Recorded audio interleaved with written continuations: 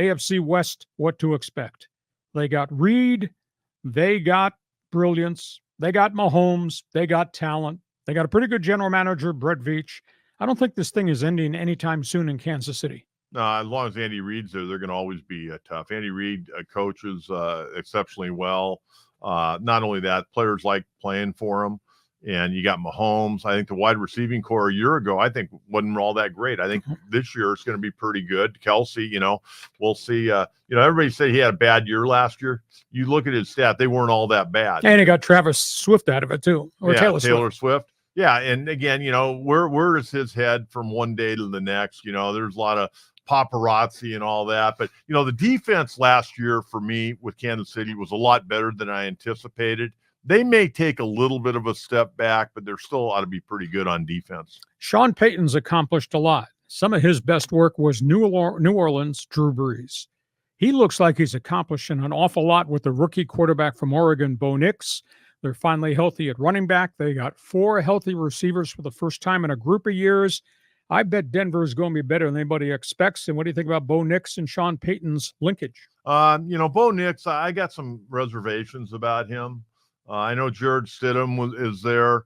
Bo Nix is an older rookie quarterback. That may help him a little bit. We'll see. But, the one thing about Sean Payton, and I think you bring up a good point, he does a really good job of working with quarterbacks. And Bo Nix has come in, worked really hard. Of the quarterbacks that came out last year, he wasn't like one of my top 2 or 3 quarterbacks, but he's had a really nice preseason. But as you know, from all the years you're around the NFL, once a week 1 comes, they start seeing things more than just a vanilla defense. Concur. Raiders. I would have never thought the ex-general manager of the Chargers, Tom Telesco, would show up wearing silver and black, or as I refer to it as silver and bleak. And it's his team. Now, he's got a volatile, loud coach in Antonio Pierce, but it's Telesco's roster to select. I don't know that they have the right quarterback in Garrett Minshew. They lost the top running back, Josh Jacobs, who went to Green Bay, got great skill, did make a great acquisition in the Miami defensive tackle, Christian Wilkins. Now, Max Crosby's got somebody alongside of him. I think there may be another Telesco draft away from adding a complete group. You shocked the ex-Charger guy would put on Raider colors, and what do you think the Raiders are going to be like?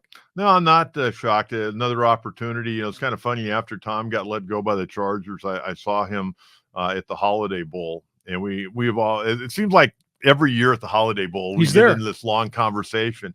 And he, first of all, personally, I really like Tom Telesco. I think he did a good job as far as getting players into the Chargers. Now, what the Chargers did, hiring coaches, and I think that probably was above his pay grade, to be honest with you. They always went the cheap route.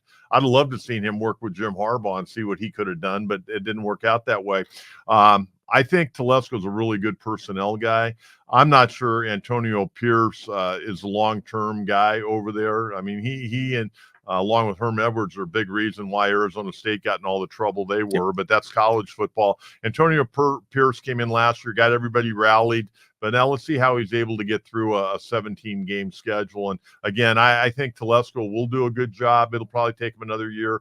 I don't see Antonio Pierce being a Tom Telesco type of guy, to be honest with you. Concur. No NFL season starts this way. No Bill Belichick, no Pete Carroll. I'm surprised they're not coaching anywhere. The coach? Yeah, I'm kind of disappointed. I like both of those guys. Pete Carroll now is going to do a little teaching up there at USC. I thought he'd probably get a job. I certainly thought Belichick would be back in the game at some point in time. But you know what? You got 2 veteran guys out there, both in their 70s, but both guys that want to still coach. So we'll see. It is so interesting to me that Belichick will sit this year and do whatever Belichick does. And right there in his backyard will likely be openings, New York Giants, New York Jets, and maybe even the Philadelphia Eagles. And he's a Northeast guy. I would not be shocked to see him wind up at one of those locales. Well, heck, Lee, if I was in my 70s and I had a girlfriend in my mid-20s, I may not want to coach right now either. So we get to halftime. You got comments, you got questions. Fan forum chat box is open.